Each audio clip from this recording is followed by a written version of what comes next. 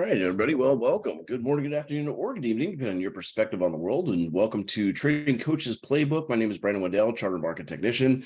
And sorry, my dog is licking at my leg right here. There we go. Got the camera going now. Anyway, yeah, so welcome, everybody. We're going to kick this off. Let me get the chat going there. Good morning, Kevin. Good morning, Brenda. Or hello, afternoon, whatever it is. I guess it's afternoon here now. So anyway. Basically, before we get started, just need to remind everybody, I am not a broker dealer or investment advisor. We are just looking at this stuff from an educational purposes or educational standpoint for educational purposes only. I'm not telling you to buy, sell, or hold a particular security. There's no recommendations, and we are not subject to trader restrictions. So I can have position of security or initiate one at any time. And keep in touch with us. We got a lot of stuff going on. If you're looking for free workshops, every week we do 2 of those. We have Power Hour on Monday and then Trading Coaches Playbook every Friday. So lots of good information there. Hello, Helen. Welcome. And welcome everyone else. Welcome, Stephen. So yeah, anyway, getting back to this, there's also a lot of premium content as well that's available. We put out a lot of great education. We have a lot of great traders working here, traders/educators. So also you can stay in touch with us. Plenty of ways to do that. I've got my own Twitter and Facebook and all that good stuff too. So you can follow me. And just a little heads up, I did a live event not too long ago in New York. So if you missed that event, you could actually, there's a discount code right now, Online Life. So Miguel, I'm not sure if you have the link for that right now. I don't have the link. I'll have to check for it. But we'll put that link up there in the chat for you in just a little bit anyway. But you can get a 50% discount from the live event that I did in New York, and a lot of good education and information in that one as well. And I've been busy. Yeah, what can I say? Every 3 days a week, every week, I do these live futures trading rooms, and also host a lot of education there as well. That's called the E-Mini Think Tank. There's the link for the E-Mini Think Tank. I don't know where the link is for the live stuff. We'll get that later, though. Don't worry. But yeah, you can always join me there if you'd like. And you get to basically pick my brain, and I share trading ideas pretty much every single one of those trading days. And many of them are swing trades as well as intraday trading opportunities. So there's a little bit of a discount there as well. Anyway, whoops, we're going to jump into the live charts here. And boy, the market was a little crazy this morning. I know we're going to look at larger time frames, excuse me. But, going back over the past week, what a wild week. But overall, for the week, it hasn't really done much. I mean, we had Jerome Powell with the big news coming out on Wednesday when he was speaking, talking about how they're going to be a little more dovish, and that allowed the markets to rally. But then we had the numbers come out today for non-farm payroll, which showed good numbers, which means that Powell might have to be more hawkish, and the reaction was down. And you can see that we've been retracing almost 100% of that reaction. And it's funny because I got a lot of flack this morning. I put out, tweeted about, basically we've got this reaction that happened. And I tweeted before that saying we're in a channel sideways. There we go. This is a second link for everybody. So perfect. Thank you. Anyway, getting back to that, we were in a bit of a channel. If you go to the bigger time frame, we are still in that channel. You can see we're just drifting downwards a little bit, but we never went into bearish territory with that bad news. We were in this channel earlier, and I'll highlight that a little bit more. This is the channel that we were in before Jerome Powell made his comment. And basically, that's all we're doing is we're impulsing into a new channel over and over and over again. So there's the previous channel here. Actually, I should do it the same with the highlights. And I'm on the 4-hour time frame on the S&P futures, or MES. Doesn't really matter. They're the same. But you can see that channel, impulse up, new channel, and impulse up, possibly new channel being formed. So we are going above 60 and below 40. So that means that we're sideways. We don't have any real trend. However, this reaction that we just had today to the downside, let me clean this up, basically is nothing when you look at the big picture, right? You got the overall move to the upside. We'll go ahead and, edit this and bring in the Fibonacci retracements. And you can see this was an actual retracement of 61.8% of the preceding impulse, almost to the dot right there, as you can see, right? And we are now just continuing our move either to the upside, to new highs, or at least sideways. if we don't make new highs. If we are going to break out to new highs, we can actually project where we might go. And you can see the retest of the prior high would be our first projection. Then we've got other projections higher. I would actually want to look to see, is there supply overhead? Because that's going to be stronger than anything else. And looking back, this is an origin of lots of selling pressure, but it doesn't qualify as supply. So I don't see that as anything other than a little speed bump along the move. And really what we need to do to figure out what's going to go on with the ES or even the NQ or whatever is we need to look at big picture. So, again, I can keep going back and looking for these zones. The next zone, by the way, is here. Although that may not be the origin of the move. Yeah, that may be a reaction to something back here already. So the first fresh zone may be all the way up around 4,300, to be honest with you. That, to me, is not fresh. It's a reaction to a zone that was right here. But like I said, let's before we go any further and dive into this, let's take a step back and look at the big picture. And even before we do that, what I want to do is take a look at who is leading us. And what I have here, oops, wrong button, sorry. I'm going to do that. Hang on. I just screwed the whole chart up. That's okay, I'll fix it now.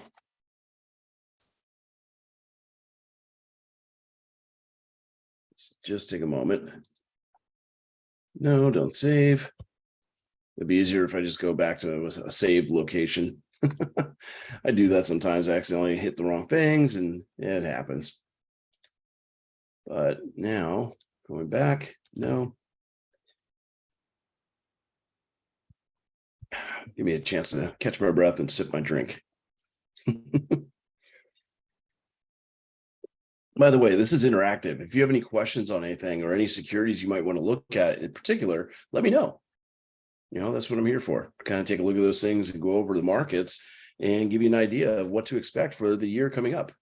So QQQ, okay. Well, we'll definitely look at the NASDAQ because I'm going to show you that that's one of the leaders. So there we go. Now we go back to my comparison chart. You get a weekly chart going here. Again, clean this up.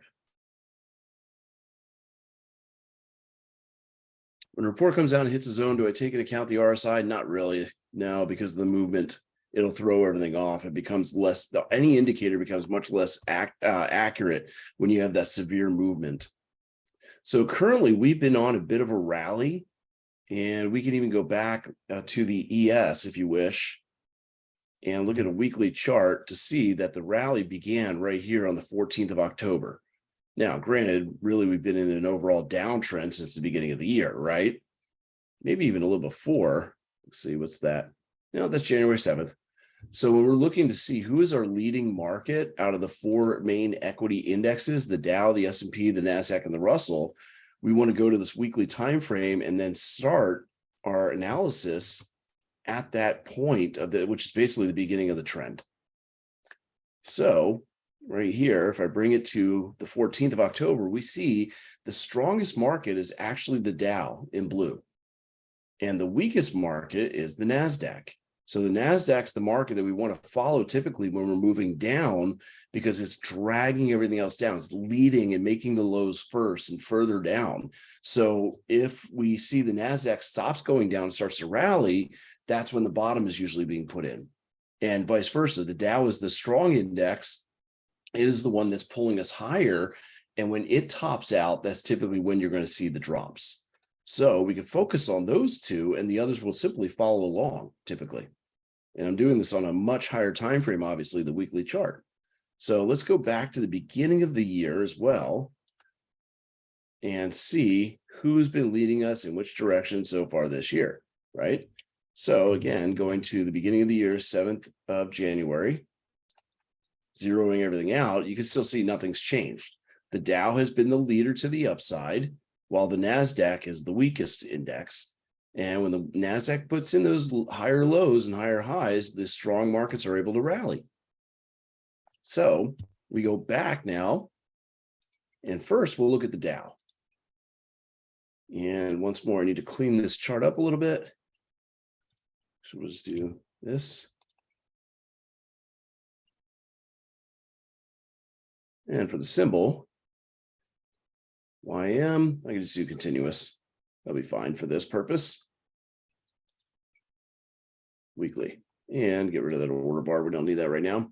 So here we are on a weekly chart of the Dow, and you can see what's been going on. Obviously, we've got a pretty deep retracement. We actually made new highs compared to this previous area. As a matter of fact, on the weekly chart, the RSI has gone into bullish territory for the first time this year. The entire year of 2022, not once did the RSI make it above 60. Look at that, because we were in a bearish trend. However, we're at 61.02 this week. I think that's just this week, as a matter of fact. Last week we stuck and closed at 60, right at the border there. So officially, the Dow is coming out of its bearish trend. Question is it going to last, right? Now, we do not have any overhead supply weekly on the Dow until up here, 35,000 or so. Actually, 35.8, almost 36,000. That's the next zone. And it's not necessarily a great one because it didn't really have a lot of follow through. You can see the zones got stronger the further down we went. So it was a bit unusual to see that this is actually just out of nowhere, kind of blasted back to the upside. Oops, hit the wrong button there, didn't I? Yep. What did I do?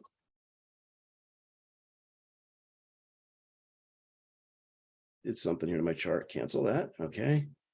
And I wanted to resize. It won't let me know.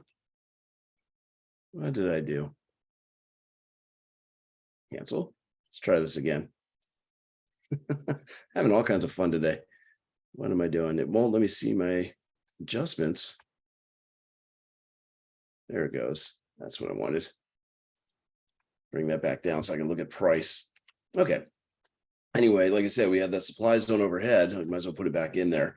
But as of right now, the Dow is showing bullish pressure and likely to continue for a little while. There's nothing there to stop it. If we were to put in a Fibonacci retracement, we've actually gone past 100%. Oops. And there are numbers you can use beyond 100% if you're into Fibonacci's as well. And they can work. You know, they're not perfect, but they definitely can help identify possible turning points. And right here, well, we don't need to go 1.618. That's a little far.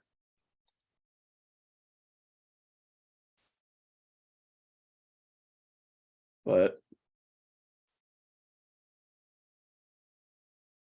1.236.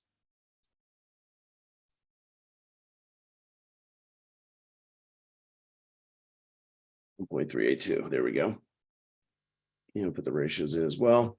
So you can see that, yeah, we have some possible targets on this retracement because we're doing more than 100% retracement of the previous impulse down. And we've got targets right there, 35,570 to 35,849. Even if we were to go into, say, a daily time frame, right now the Dow is still impulsing up. And if we project from the lows that we recently had back here and the correction, you can see we stalled out right at one of the extensions. Let's see if we have some overlap or correlation. And it's kind of close in between these two. So on the weekly chart, I was imagining that we might have a pullback, like I said, right into the supply zone. As a matter of fact, the 382 of the retracement, along with the 100% duplication of the previous impulse, puts us right in the middle of that zone. So we'll have to see if that's where we end up pulling back to. Zones are stronger than anything else. Fibonacci numbers, you can play around with those and experiment with them, but unless enough people are using those exact same measurements, they're not going to work as well. So really the key is to the secret to where the markets are going to go is we're going to keep going up unless we get weakness in the Dow. And that's what's been happening. We've been seeing strength in the Dow. However, on the daily chart, what I'm seeing right now is a sign of weakness. Okay. But the sign of weakness that I'm getting right now is prices are making higher highs. Let me clean out everything except for the zones, because that's the most important piece anyway.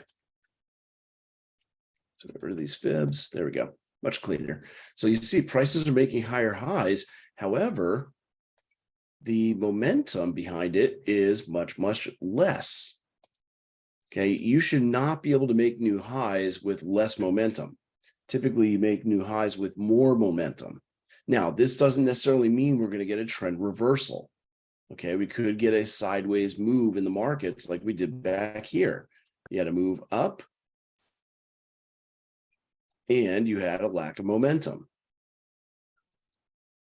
But that only led to a sideways move before we continued higher.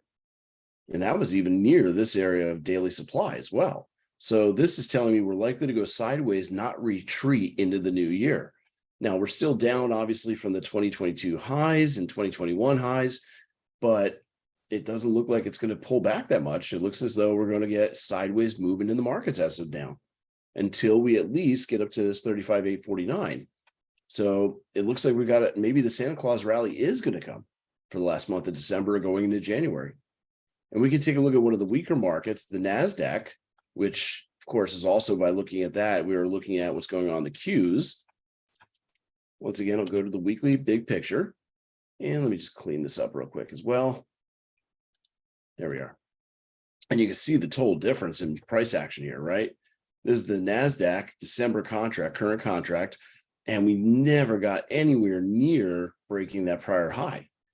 So the Dow's the one that made that big move up and kind of separated from everything else.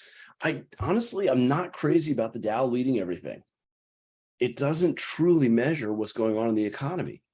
But because it's the biggest number, that's the one that almost everybody follows. And because it's the mover and the leader to the upside, again, people are following it, even though it doesn't truly represent the economy very well. If you're wondering what I'm talking about, if you were to go out to, say,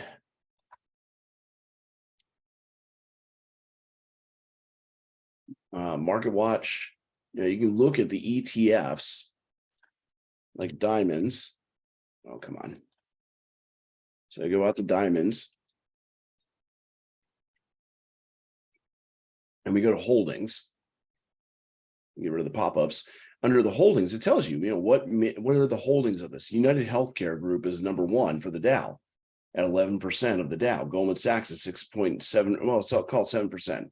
Then Home Depot, McDonald's, and so on.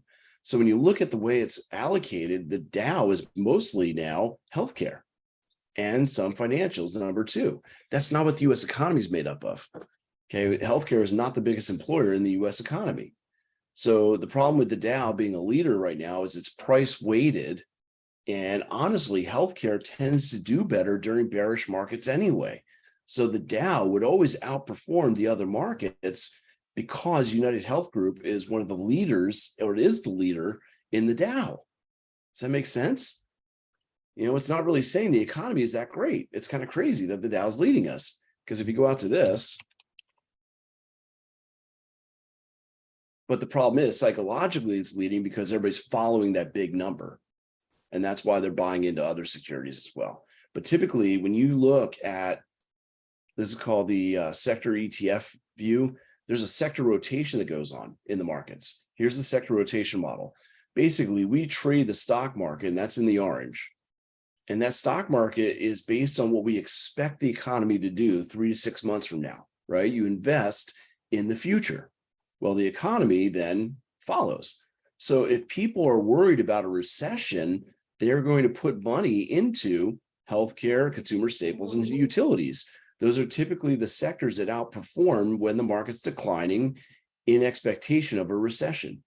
So healthcare is normally bullish in a bad market expecting a recession, and is the major player for the Dow.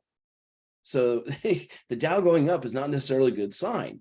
It is a good sign because it's the biggest number, and if people see that big number moving and people focus on the Dow, that leads them psychologically to start buying other securities as well.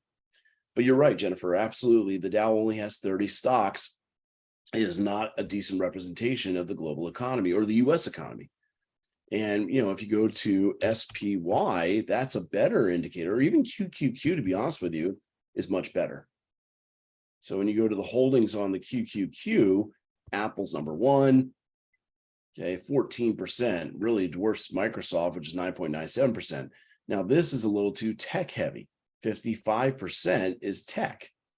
And then you got consumer services and others. So that's also not the best indicator of the economy, right? So that's what I was saying. The SPY is really a much better indicator of the US economy because it reflects, its makeup reflects the US economy. We still have Apple, but much more evenly weighted at 7%. So technology is still the biggest at 26, but then you got financials, which is actually one of the bigger employers in the United States, and then finally healthcare and so on. And if you really want something that's more indicative of the US economy, you actually have to cut out international exposure. That means you want to go down to the small cap companies, and that would be the Russell.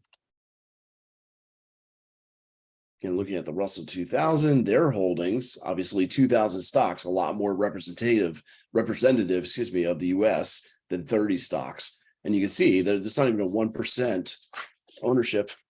Sorry. A duck just flew into my backyard and my dog went after it. Anyway, you can see financials here, 24.65%, healthcare, 12.9%, and so on. So that's much better to tell you what's going on in the US. Okay. And by the way, the sector rotation, this can help you identify where we are in that orange chart and where we might be going. So if we take a look, roughly 6 months is fine. You can see right now, where's the best performing sector? Well, we do have industrials at 9.7%, but also there's the safety, again, healthcare, 8.46%. That's number 2. That's why the Dow is so high. And you can see technology is not doing well. That's why the NASDAQ is much weaker. So it explains it. By the way, that's against the S&P, or with, how they're performing with the S&P. If you just take out the S&P, that's how the market's performed over the last 6 months. So it's still, this is the best performers right now. So we're somewhere right in here, which means we are not anywhere near the bottom of the market, according to the sector rotation model. So there's a lot of cool things you can look at to kind of get an idea of what's going on in the economy and where we think the markets are going to go, as well as what the institutions are doing. So I'll show you some of that too. But yeah, that's kind of interesting. The sector rotation is telling us we're somewhere in here, and we should see some rotation potentially into utilities, although they're getting hurt right now because the interest rates are rallying. The interest rates are being risen. They're late doing that, by the way. They should have done it a long time ago. It's a whole other discussion I don't want to get into right now, but utilities will underperform when you have high interest rates because they operate on high debt and they issue a lot of bonds, and higher interest rates, they can't issue new debt. So it hurts them. So you won't necessarily see the reason why utilities and financials do well is because of low interest rates and money free flowing. So there is a little bit of a rally in financials, but not much. Altogether, I'm seeing that we're here in the markets, which again means we have got room to go to the downside, but the Dow is telling us not yet. Well, as far as the NASDAQ goes, you can see the NASDAQ, let me go to a continuous contract. Won't make much of a difference, to be honest with you. There we are. But I did that because I just wanted to be able to show you data from before 2022. And you can see from 2022 onwards, not once has the RSI gone above 60. That's a very bearish security.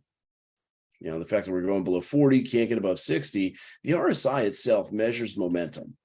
Okay. So basically what happens is if you have RSI, okay,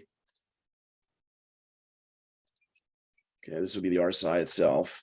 There are overbought and oversold signals that are given. And basically, for me, I change it a little bit to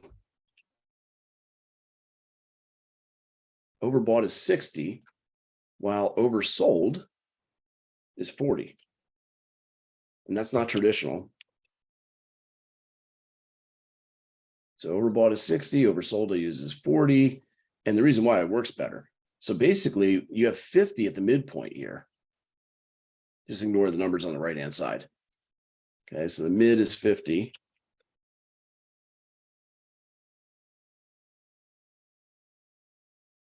And what happens is this is measuring momentum. The RSI on the bottom is measuring momentum. Anytime you go above 50, okay, RSI greater than 50, measuring bullish momentum.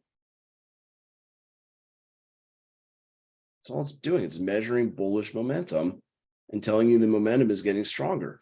So the higher it goes, the more bullish momentum you have.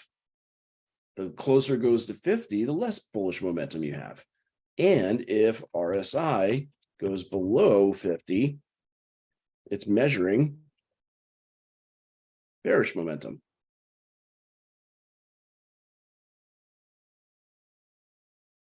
Okay.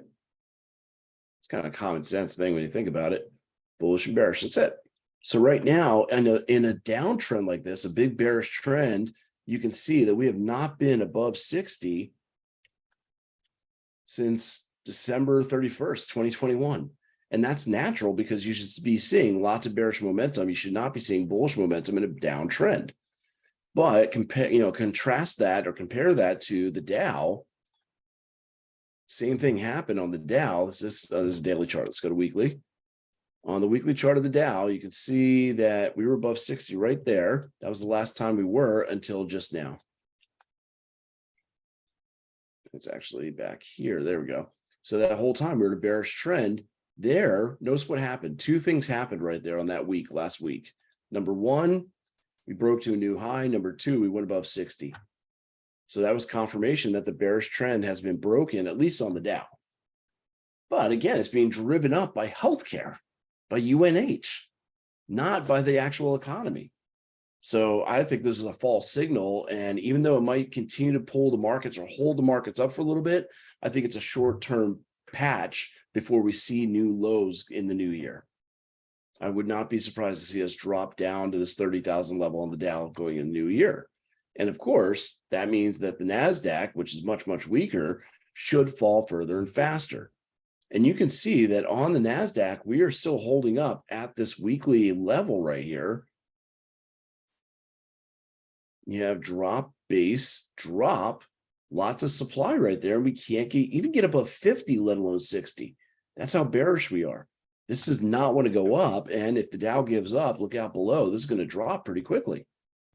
As of right now, we've only retraced maybe 50% on the weekly basis here. Let me see. Might be, I think it's 50%. Let's find out how much it is really. Yep, 50%. I was right of the previous impulse. So if we continue to move down, if this is the highest we get, we now have downside targets 10,060, 8788, which by the way happens to be a demand zone going back. I think it was a daily, but it's also here on the weekly as well.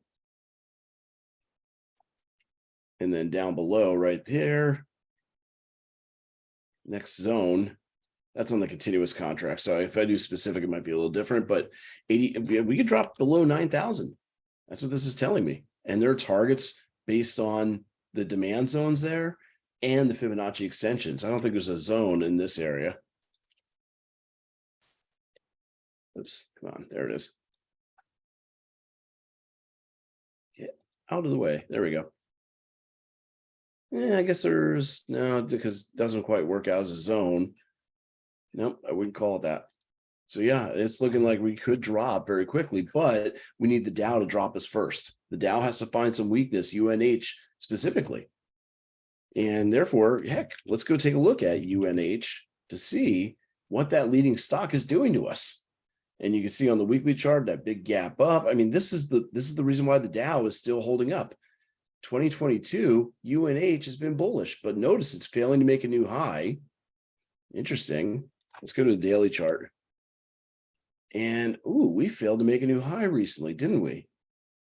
This may be close to the end of the bullish trend for the Dow because the leading stock in the Dow, UNH, is finding weakness. Did we fail to get above 60 here? We did.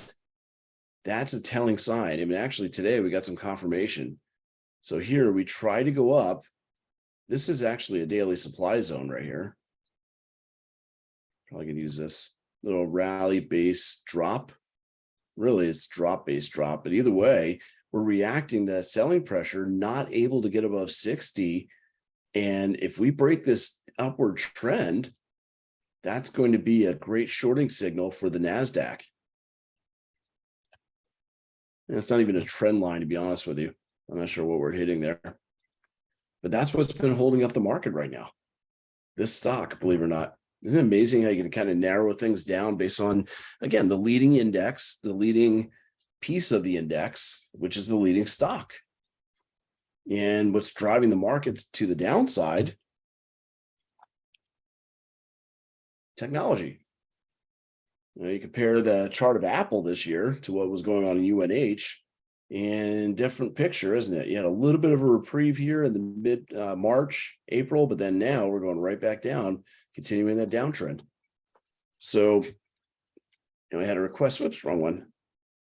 Daily, see symbol.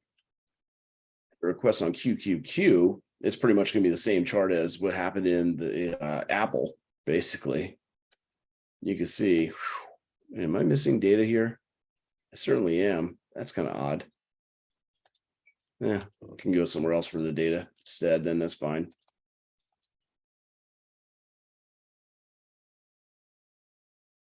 There we go. But you can see on the Qs, still very, very bearish. And right now, on the daily time frame, we are failing to stay above 60. We're trying to do that. We had this indecisive candle, but we broke to the downside. So this is suggesting we're going to continue to move back down in the NASDAQ. And taking a look at big picture, heck, I'll go to the weekly for this. You can see all those impulses to the downside. And right now, we're getting ready to continue. So you got downside targets now, 246.21. But again, that big demand zone long term is down there at 215. That's that extension, and the demand at 216 to 203. That's our downside target. So that's where I'm seeing this QQQ going. But we still need the failure in UNH as well as the Dow. And today, this is the weekly chart. This week is showing indecision. As we tried to rally, we failed to make a new high. We have a lot less momentum than we had before. If we break the low of that candle, then we should be able to break down. Going into the daily time frame, again, this is, I can't remember what it's called. I think it's called dark cloud cover as a candle pattern. I can look at Bitcoin too. Boil and Gush. Okay, I can take a look at that. Oil stocks. But right there, you got that. I think it's called dark cloud cover, if I remember correctly, because you have that gap up and then you collapse down more than 50% of the previous candle. So that looks like it's going to be coming down pretty good. It's amazing. I pulled this stuff out of my whatever. I learned about all the candle patterns years and years ago. But yeah, this is bearish. And yeah, if we get confirmation next week and we go down, then this is going to drop the Dow, and therefore the other markets will drop. Real quick before I move on from those futures, I can take a look real quick also at the Russell 2000, because again, remember, that's also indicating what's going on in the U.S. economy. So let me go to a weekly chart here, and you can see it's still very weak. We couldn't break the prior highs, could we? This is the December micro, but it's the same thing as the full size. I'll bring up the RTY, continuous, that's good. And again, on the weekly chart, we pulled back more than 50%. We pulled back about 61.8% of this previous impulse, but still showing weakness, still can't get into bullish territory. And we're going to likely continue to drop from here as well. Okay. So as far as Bitcoin, let's see, I think I'll go here to my cryptos.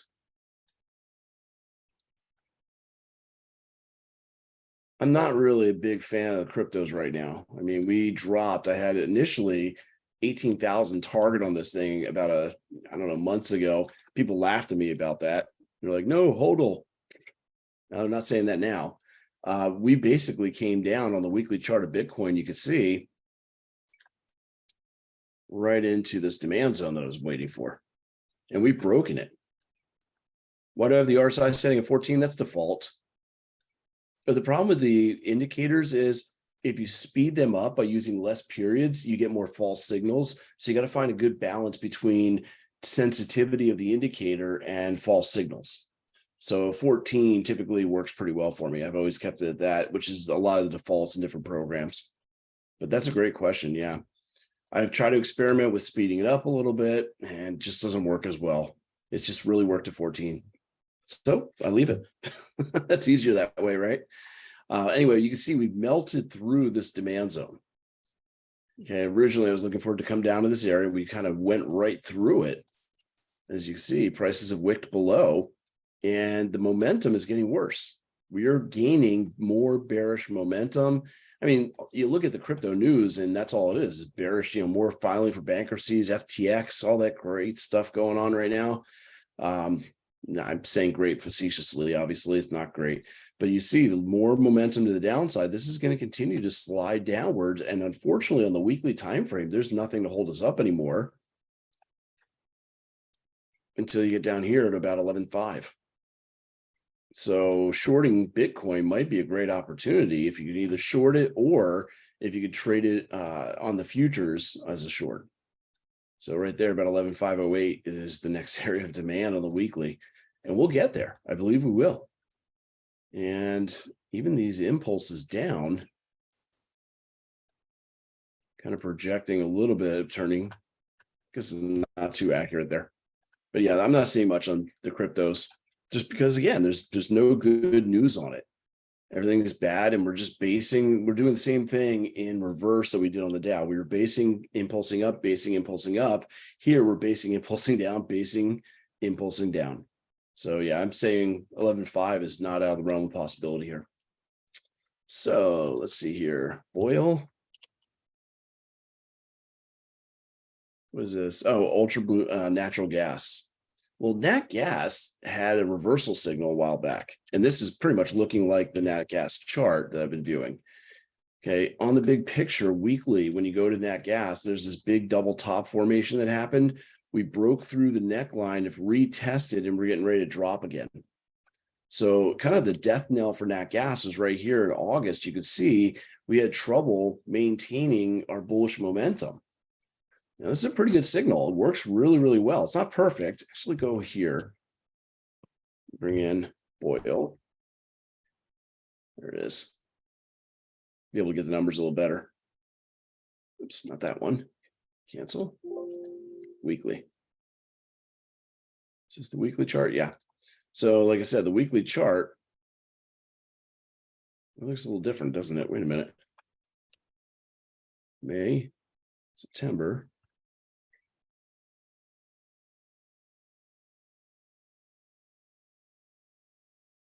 I don't know why this isn't looking the same. Just trying to see, am I on a daily here? No, this is weekly. That's really weird. It looks different here. This looks like the nat gas chart. Like I said, because I've been charting nat gas.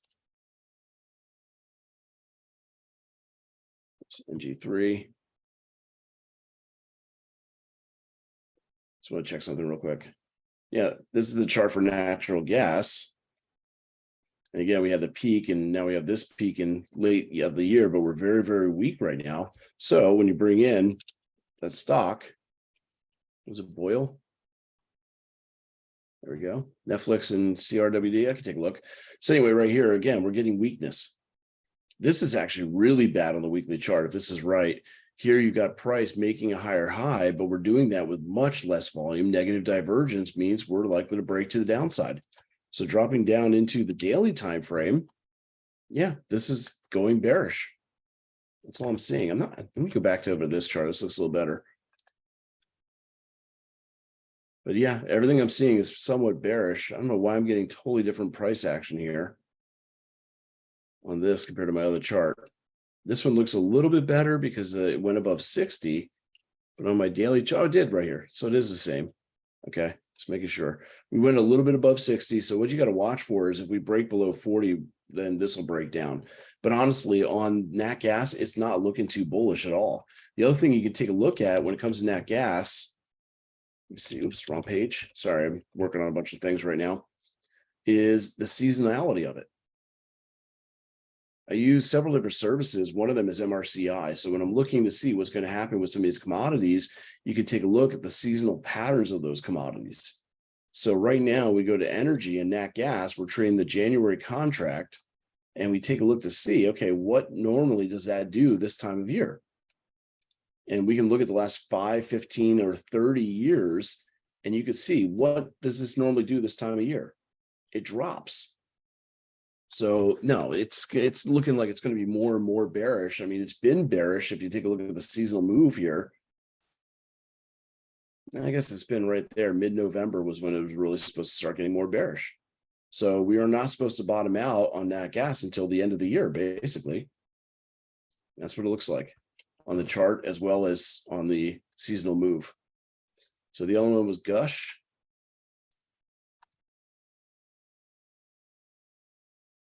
And this is oil and gas exploration 2 times. Now be careful with these. A lot of people mistrade these.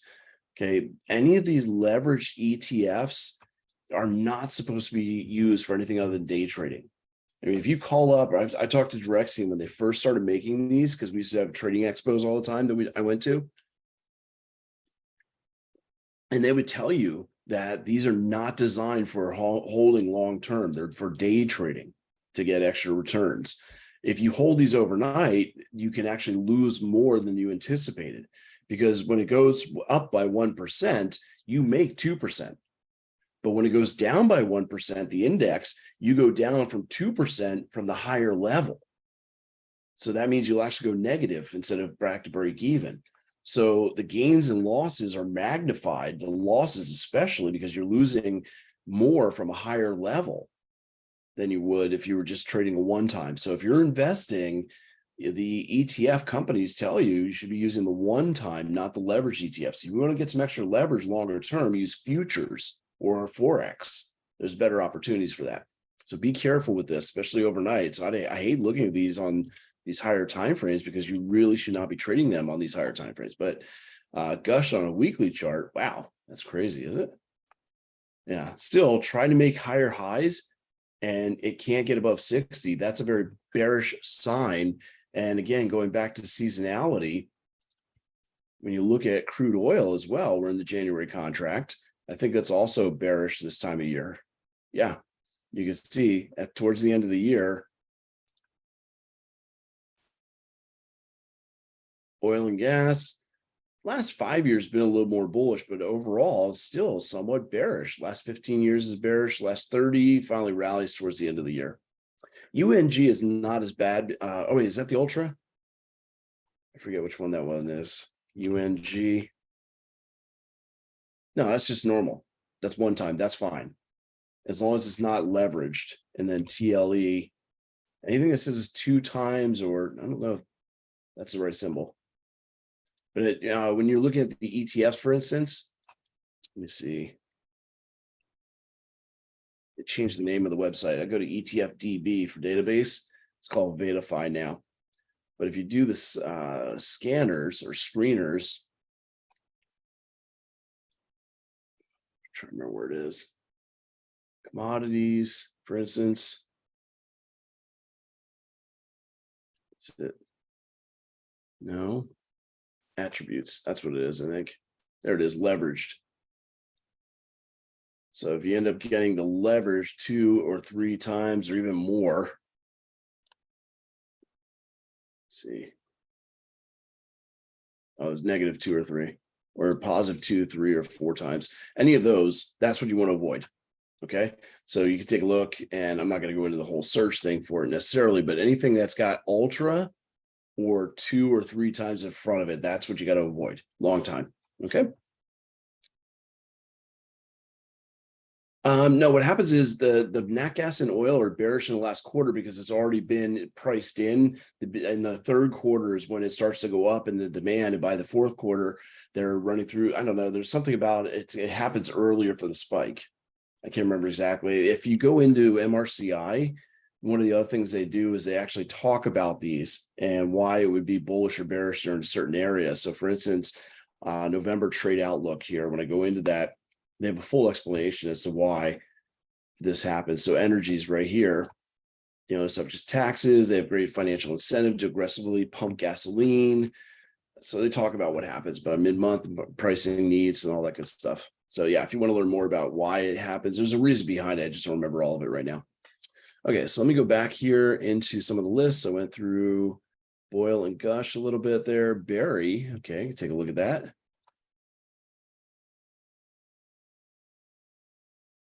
So what is it? Barry Global Group, big run up recently here on the weekly chart, isn't it? That's actually breaking out of its bearish slump. And well, as far as weekly, we're running into a little bit of selling pressure right here. There's the origin of some selling pressure, but it's not very strong. So it could keep going up to 72. That's the next weekly supply zone. And it looks as though, well, we're not in a really good bullish trend yet. We just broke the bearish trend because we didn't put in higher lows. We basically put in this low right here, rallied up. We still need to pull back. This, by the way, be careful. There should be a pullback coming in the next couple of, well, probably next week. Should get a little retracement, because when you get a large candle like that in the same direction you're already moving, those are usually people chasing price, especially when you're breaking out of prior highs. You'll also typically see more volume coming in to let you know that's what's happening. And take a look at the spike in volume right there compared to the other volume around it. I mean, this one was earnings, that's to be expected, but another spike in volume like that, those are people chasing price after the rally. So you should get a bit of a pullback here. Now, if we go into the daily time frame, see where it might pull back to. Let me get rid of the volume for a moment. I just wanted to point that one thing out. Actually, go back to the weekly and put in a fib.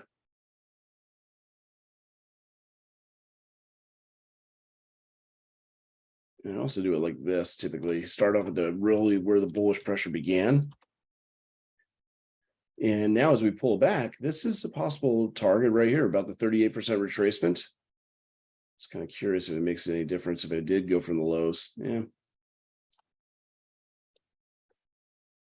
Anyway, yeah, this looks like a pretty good target for the pullback, 56.34.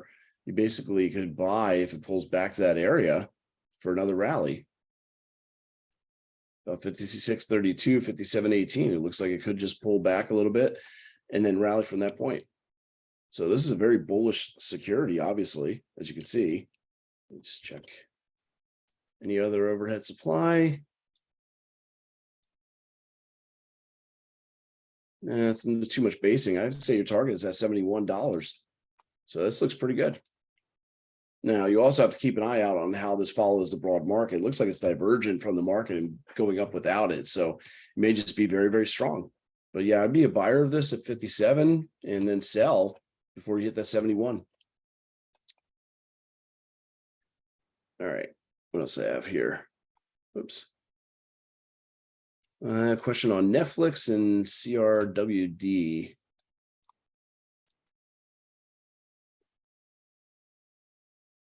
So Netflix has been creeping to the upside here on the daily. I'll start off on the weekly, just take a look at the big picture here. And boy, how the mighty have fallen, right? I obviously been following this before, but it is dropped dramatically here. Get rid of some of this stuff. There we go. Clean it up. Anyway, we're getting ready to start turning down again on the weekly chart. We're not really bearish. It's still pushing up, but we are coming into this massive selling area here from those disappointing earnings back in April. And there may be a lot of people who were hurt back here who are looking to get out break even. So selling pressure is going to build up in that area as well. You take it down to the daily chart, I'm already seeing weakness.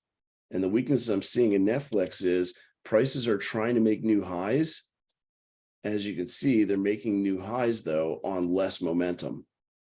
And that is not sustainable. So we still haven't put in a top yet. So it's not ready to drop. And I don't know how much it's really going to drop because it might try to fight to get up to that weekly supply. You can see we did have another negative divergence back here. And the only thing that did, oops,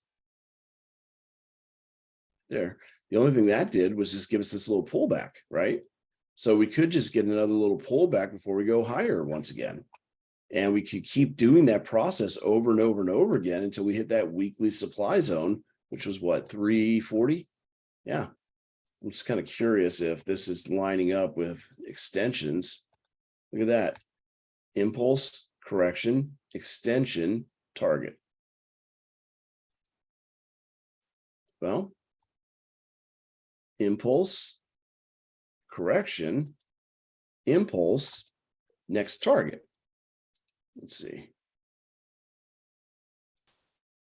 Change colors just so we can see the overlaps. There we are. So we're already exceeding this one at 61.8 and get rid of that anyway. But the next target, yeah, it's about that 340. Notice we got a bunch of overlap here. We got a couple different projections in that area. So it looks as though Netflix is going to try to run up to about 340. But we're going to get a correction first before it does. And if you drop down, I'm not sure. Nope, there's nowhere to really to target as far as an entry, at least on the 4-hour chart.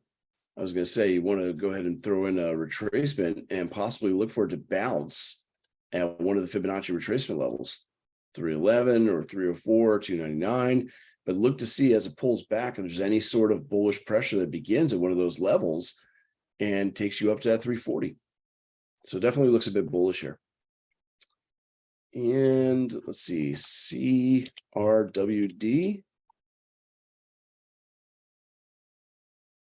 What is this? CrowdStrike. That is just dying. That's following the NASDAQ for the most part. You see a nice downtrend. It accelerated. And you had this. And that actually does have 3 confirmed touches as a trend, but it got worse and accelerated. Typically, you get 3 of those before you break. So this could even accelerate more and give you a more steep line. They seem to come in 3s. Nope, not confirmed. So you still need another 3rd touch on this. As far as demand goes on the weekly chart, we're at it right now. I just don't know if it's going to hold. You can see we're sitting at this area, drop, base, rally. Very weak rally though. So next move down, that's already been tested. It would be this maybe, or better yet, right here.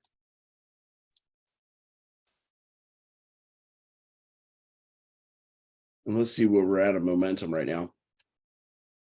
Oh yeah, still making new lows. We're going to keep going down. So we just had a small bounce here, and that's it. We're going to keep going down. It looks like if I go down to the daily time frame, I would say your target's around $75. Yeah, you gap. We're trying to fill some of the gap, but instead we're stalling at the prior lows before we continue to push down. So I'm thinking this is going to keep heading down towards 75.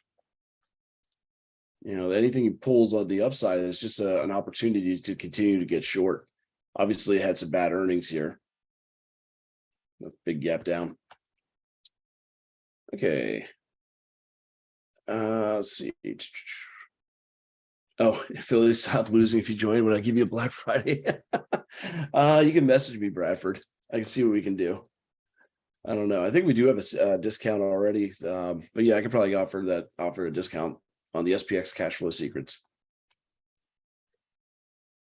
Let's see here. So Schlumberger, another question on that one.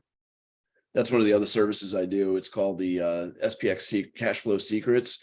Basically what I do is every day before I get into Schlumberger, I'll do this. I look at the S&P 500 index, the SPX, and I set up trade opportunities on it. As you can see right here, I was looking at this one. And basically what I do is I sell options on the SPX that expire the same day. And it's been pretty darn good. My win rate, like I said, it's a day trade. Let's see, I don't think I updated I'm trying to see if I updated my worksheet for this month. SPX cash flow, I have October's. Oh, I've got to look for November's. This was October's trades. We won 93.33% of the time. So it did pretty well. It only takes $500 to do one contract basically for position. Because what I'm doing here, you can see I'm doing bull put spreads, iron condors, or bear call spreads on the SPX every single trading day. And the entries are usually right around 2 p.m. Eastern. Sometimes a little early, 143, 124, 212, 217. So it's basically getting in the market for the last couple hours of the day and selling some premium with high probabilities. You notice though, the wins are not huge. The average win, $61. The average loss is bigger, but you have a high win rate. So if you had a $2,000 account you basically made 77%. You made $1,500 on a $2,000 account. Now, obviously, you could scale up on that as well. But yeah, that's something that basically what I do is I teach you how to do those trades when you log in. Let's see. Not logged in right now. So if I go into, oops, come on. Wealth Builders HQ, basically there's the education that teaches you those types of trades and how we do those, my specific strategy for trading the options. And then every day I send out a text message right around 2 o'clock telling you which trade we're looking at, and you can follow along with the trades. Okay. If TC works minimum of $2,000, a loser would cut you off. I don't know. I don't think so. I think it's $2,000 to open an account. I don't think it's $2,000 minimum to maintain the account. As a matter of fact, I know it's not because I had a small account there. So it just depends on which brokerage. I mean, you can always use different brokers too. You're not restricted. You can use any of them. I don't care. Unless they pay me, I don't care. But yeah, I know certain brokers have a minimum to open the account. I don't believe they have minimums to maintain the accounts though. So again, we go to my members section here real quick, just to show you. And there it is, SPX Cash Flow Secrets. There's a 2-week free trial if you do quarterly subscriptions on everything anyway, or you do monthly.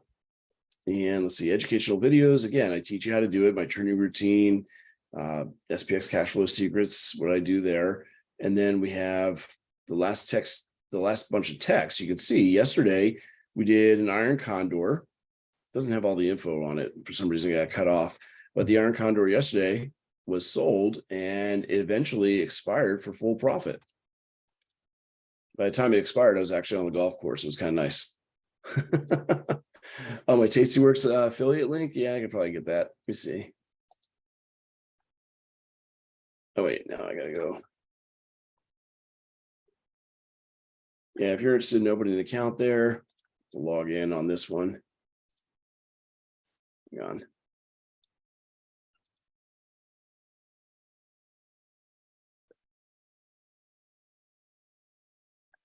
Where the heck is it? Oh, referral link. There we go. So yeah, if you're interested, that's for Tastyworks. Referral link. You can open an account there. I use them because, yeah, I just posted in the chat. I thought,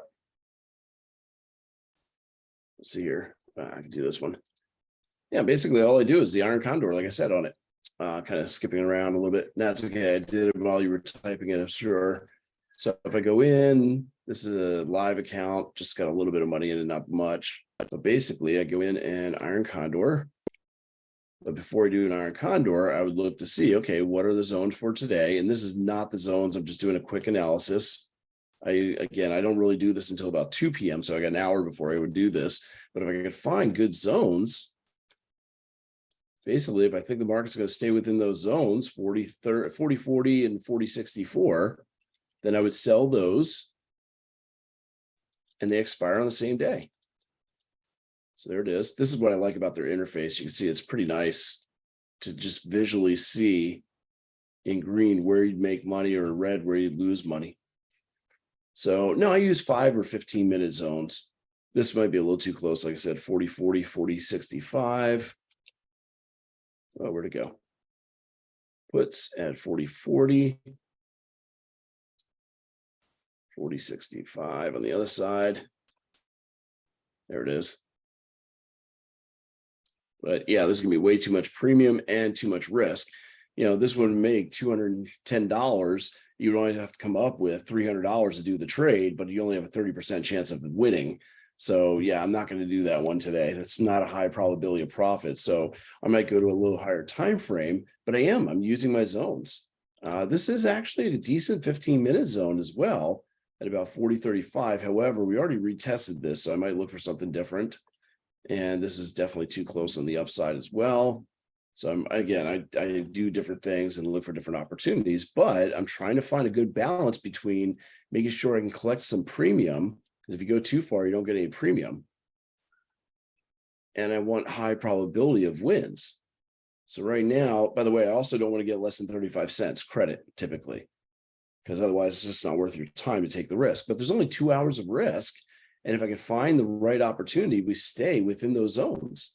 And like I said before, last month we had a 93% win rate. I had 28 winners, only 2 losers. I gotta find November's. I don't know. That's not on my list right now. I'll find it later. But yeah, I've been doing pretty well. My average win, I haven't posted November yet. No, I just haven't posted it yet. I do have it somewhere, but here I can show you yearly tracking right now. This is how it's done so far for the year. You can see the win percentage every month, 72% in January. That was the first month I think we did. No, it wasn't. The first month was November of last year, December. And then you can see we had a couple 79%ers. 72 was the worst month. And we didn't really make much money that month. I had some losers that took care of that. But since then, it's just been good. Never had a losing month ever. And last month was one of my best. So anyway, that's the SPX cash flow. Kind of went on sidetrack there. But getting back to these markets, where was I here? Kind of going through just a few more things. Oh, Schlumberger, that's right. Had a question on that. Anyone ignore those? And Schlumberger is just stuck in a channel sideways. I mean, we saw with oil that it's kind of, out of favor right now. And on the weekly chart, we had a big run to the upside here, but I mean, that was with the inflation and everything was going on with oil. It's kind of cooling off now, isn't it? And the Fed raising interest rates put a little damper on some of the inflationary pressures we were seeing. PCE numbers, the consumer index numbers, they were starting to come down a little bit better. So we may not see as much of a rally anymore, but it's still bullish, oil and gas. But you can see now we're trying to rally up. We dipped below 50. That's not bearish necessarily, but if we don't get above 60, that's a warning sign. And we have to put in a new high. Okay, this is not a high yet because you just moved up in price. But in order to actually have a high, you have to have a high followed on either side by a lower high and lower low. So that's a high right here. And you can use the measurement on the RSI to let you know if you're bullish or bearish because you have the lower high and lower low on either side of it, right? So that makes that right here, that makes that one a high. So right now we've got possibly a high being made, but we still need to make the lower high on either side. Oops, hang on, arrow down. There. Oh, that's the wrong one.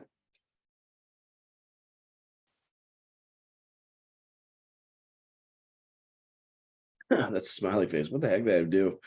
Arrow down. No. Oh, well, I just screwed it all up. Here, we'll do this. Settings. Save as. Down. Let's duplicate it. Anyway, clone.